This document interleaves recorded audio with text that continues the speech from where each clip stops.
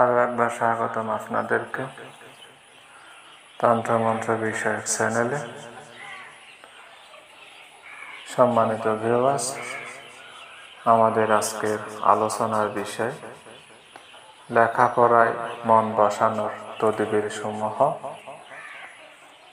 লেখাপড়া করতে ইচ্ছে না করলে, পড়ার টেবিলে বসতে ইচ্ছে না করলে এবং পড়ালেখায় অমনোযোগী হলে ওইসব ব্যক্তিবর্গগণ আজকের এই তদবিরটি প্রয়োগ করতে পারেন।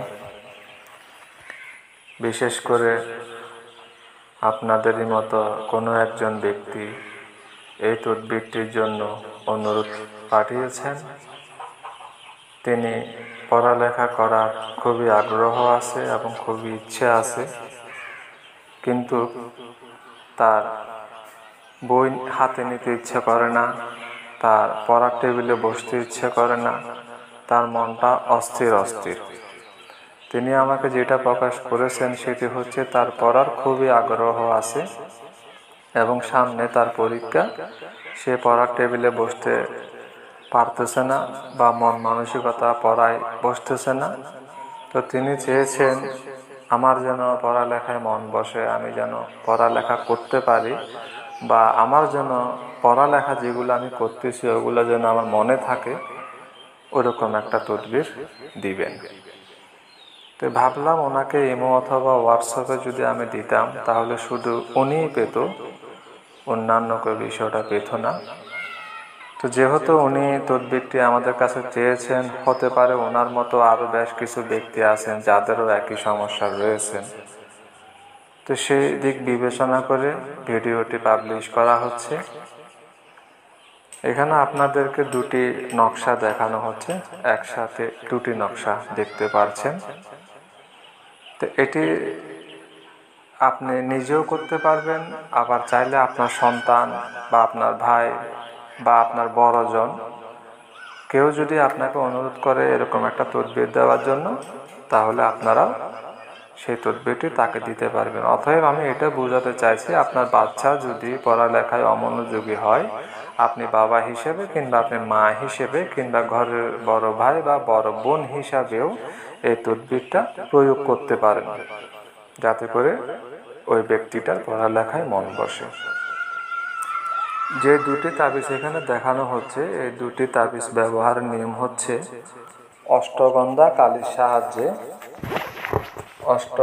কালির সাহায্যে বুঝ পাতার উপরে, একটা বুঝ পাতার উপরে দুইটা নকশায় লিখে নেবেন। একটা বুঝ পাতার উপরে দুইটা নকশায় লিখে নেবেন।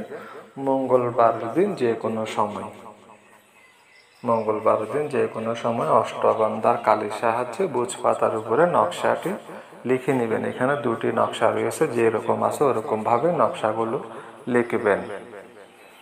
এরপর রূপার মাদুলি অথবা তামা অথবা লোহা অথবা প্লাস্টিকের মাদুলি, যে কোনো মাদুলিতে বুঝ পাতাটিকে ভরে নেবেন। এরপর কিছু কাঁচা মোম দিয়ে প্রথমে তাবিজের মুখটা বন্ধ করবেন। এরপর 2-1 ফোঁটা গরম মোম দিবেন, যাতে করে তাবিজটা পানিতে ভিজাইলে যেন ভিতরে পানি ঢুকে নকশাটা নষ্ট না হয়ে যায়। আপনি মোমকে ভেঙে প্রথমে কাঁচা মোম দিবেন, এরপরে মোমের ফোঁটা দিবেন।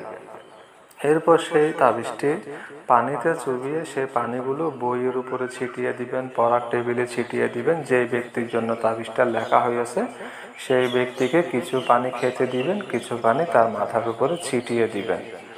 এইভাবে তাবিজটাকে 7 দিন পর্যন্ত পানি চুবিয়ে সেই ব্যক্তিকে খাওয়াতে হবে, সেই ব্যক্তির মাথায় দিতে হবে এবং সেই ব্যক্তির পড়ার টেবিলে বই যেগুলো আছে ওগুলোর উপরে হালকা হালকা পানি ছিটাতে হবে। 7 দিনের মধ্যে সেই ব্যক্তির ভালো একটা পরিবর্তন দেখা যাবে। যদি সেই ব্যক্তি তাবিজ ব্যবহার করতে চায় তাহলে গলায় অথবা হাতে বেঁধে দিবেন।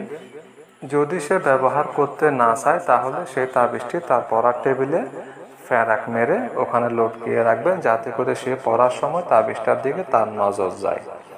এভাবে যদি তাবিজটি ব্যবহার করা হয়, সেই ব্যক্তি 7 দিনের মধ্যে ভালো একটা উন্নতি করতে পারবে এবং তার পড়ালেখায় ভালোভাবে মন বসে যাবে।